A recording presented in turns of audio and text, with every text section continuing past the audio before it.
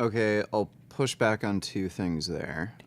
One, I think it's perfectly sensible to use violence to stop somebody doing something immoral, regardless of whether or not it's legal. Slavery, for instance, was illegal. There were, you know, slaves and anti-slavery activists who would kill slave owners. Don't Yeah, think sure, most but there's people have probably an going to be issue with like that. levels of removal from that, I would imagine, right? So for instance, Well, like yeah, let's say we I buy mean, not products from everything is slaves. as immoral as slavery. Sure. I'm just using that as I'm just saying I think that's a poor argument, in and Um, of itself.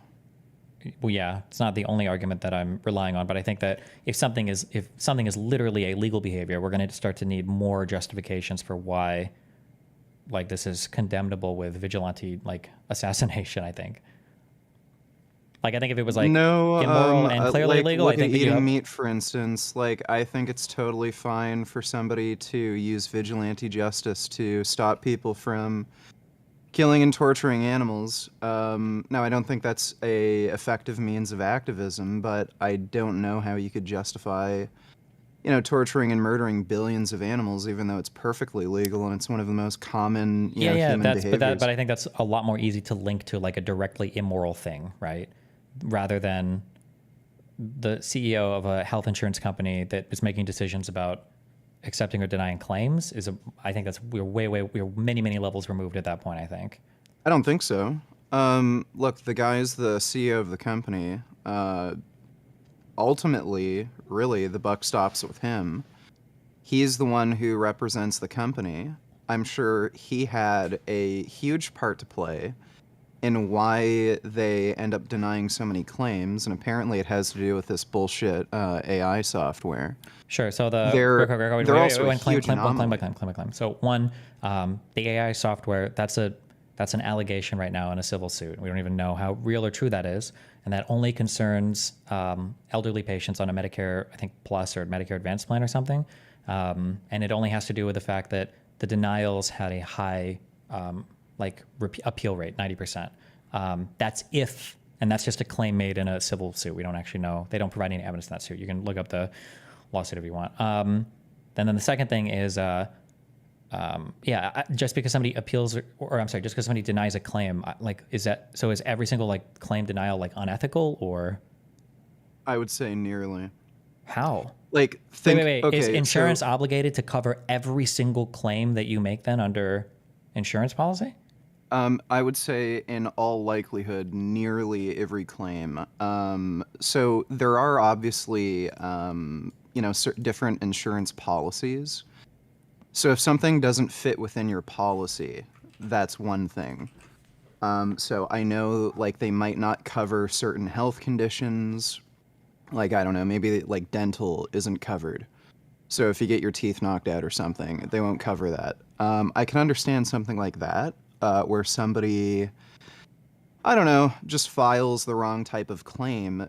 But assuming it is covered by your policy, so for instance, maybe you have like a heart problem, or maybe you're overweight, diabetic or something, and according to your policy, any kind of medication or treatment that would be covered under the policy to treat those conditions, if that's denied, then yeah, 99% of the time, or 99.9% of the time, it would be unethical to deny the claim. Wait, why do The you think a company basis, would deny a claim if it was covered by your policy and if a doctor prescribed it to you and it was like medically necessary? they do that all the fucking time. They do it completely and utterly arbitrarily. Wait, So why? they to make money. They just want to take your money and not give any payouts. That They happens all the fucking but they time, dude. literally have to do that. You have to pay out 80% of what you receive in premiums as healthcare coverage. If you weren't paying it out and you were making too much administrative like cost, you would have to literally reimburse your payers. What do you mean? As part of the ACA, there's an 80-20 rule in the United States that a health insurance company can at the most have 20% of the money that they make be part of their administrative cost. 80% has to be paid out in premiums, or not in premiums, in healthcare coverage costs. Okay, I don't know how that contradicts what I said. Well, let's say that you receive $1 million Chances are, in premiums and you decide to just cancel everybody's like coverage because you're being a dick. Well, if you have all this money sitting around in premiums and you haven't paid out any in healthcare, well, now you just have to give the money back to your customers. You can't keep that. Yeah, that still doesn't contradict what I said. I'm not claiming they try to deny every single claim possibly. What I'm saying is, whenever they get an opportunity, they'll try to not, pay out some of these claims, especially when they think they have some sort of leeway. Well, what is the So, percentage of claims that you think are just like bullshit? Like they're just like, fuck this. well, I don't have any hard numbers, but when we're talking about United Healthcare, they're a huge anomaly. Over 30% of their claims get denied, where I think the industry average is somewhere between 10 and 15%. So they have somewhere between 2 to 3 times more claim denials than any other healthcare company. Sure, but then So why? at least there, I think it's like Well, here, wait, relatively wait. So the safe first to question is, assume. so are the other people that have, let's assume the industry standard is 15%. Are all of those claim denials also like arbitrary bullshit? Well, I can't give you any kind of hard numbers, but yeah, if the industry average is about 15% and United Healthcare has over 30% denial, I that's a pretty odd, like weird anomaly. Sure, but why So would I we don't think it's a assume? Wait, wait. stretch to No, no, no. say, Wait, wait. This is somewhere wait, wait, around wait, 10 or wait. Why would we 15% of their assume? Wait, fucking wait, claim wait, wait, wait. One point rejections at a are time. One point at a time. bullshit. One point at a time. Why would we assume that if their rates were higher, it's because of arbitrary or capricious bullshit? That there's no reason. Could there not? Could we not think of possibly other explanations? Well, it's possible, but I mean, when the industry average is around 15% and they have over twice the claim denial, that's very suspicious. Sure, but then the I next don't step know would be to why I would ask a question. logically assume. Yeah, I'm not telling you to assume anything. You're logically assuming that it's evil. I'm saying why not think of maybe why that might be? Why not like do like the first start of investigation on it and figure out like, well, why is that?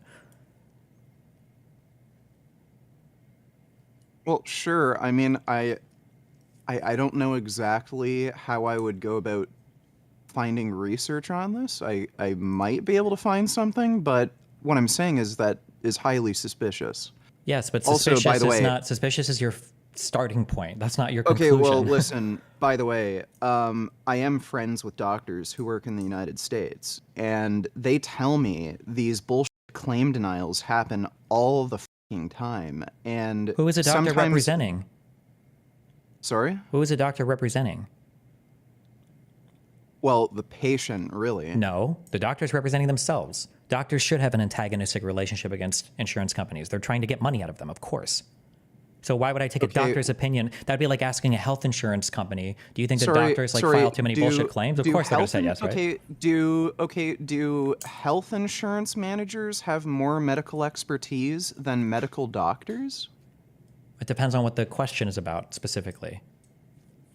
Okay, so if Like a the healthcare question manager is that's about managing whether like or a not a broad patient policy about like should whether be wait, on a wait, wait, certain, if a health you're interrupting me. well, hold on, let me do one point at a time. If a healthcare manager, if you have a question about like which drug has a better outcome for like patients or whatever, I might expect a person that manages a policy to have more firsthand information about that than a doctor. Because one, it might be outside of their area of specialties, and two, the doctor probably sees way fewer patients than like an insurance company would see patients coming through. I would imagine they're going to know the numbers on that a lot more. Now, for a How specific would an patient, yeah. insurance company have more knowledge on what medications to take than a doctor or a pharmacist? Because it's the insurance company's job, and they literally get paid based on their information and ability to know this.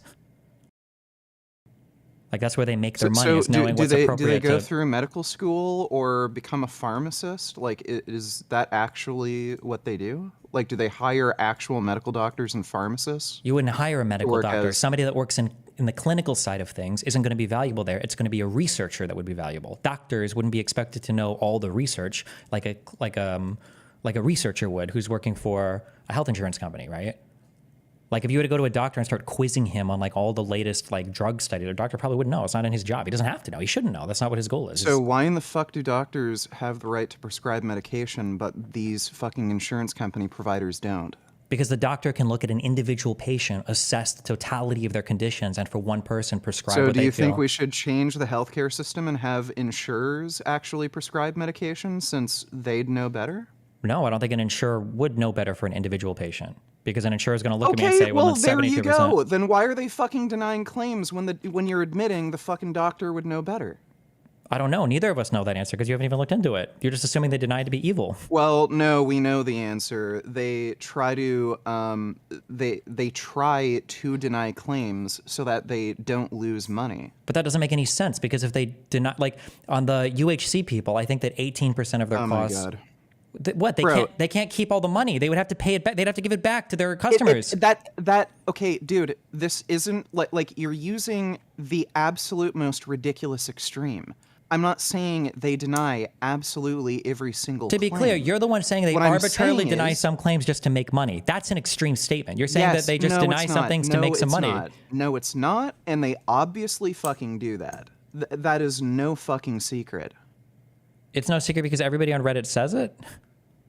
Well, I mean, like, just Buddy, why you literally admitted a doctor would know better when it comes to prescribing medication, and you just admitted that insurance company providers deny some of these medical claims when it comes to like medications. I don't know why they deny if the the claim. doctor knows Why do you better- think why do you think they deny the claim? Do you think they deny it because they're saying they know better than the doctor, or are they denying because of other reasons, like pre-authorization Okay, reasons? well, or here's an example. Okay, so here's an example.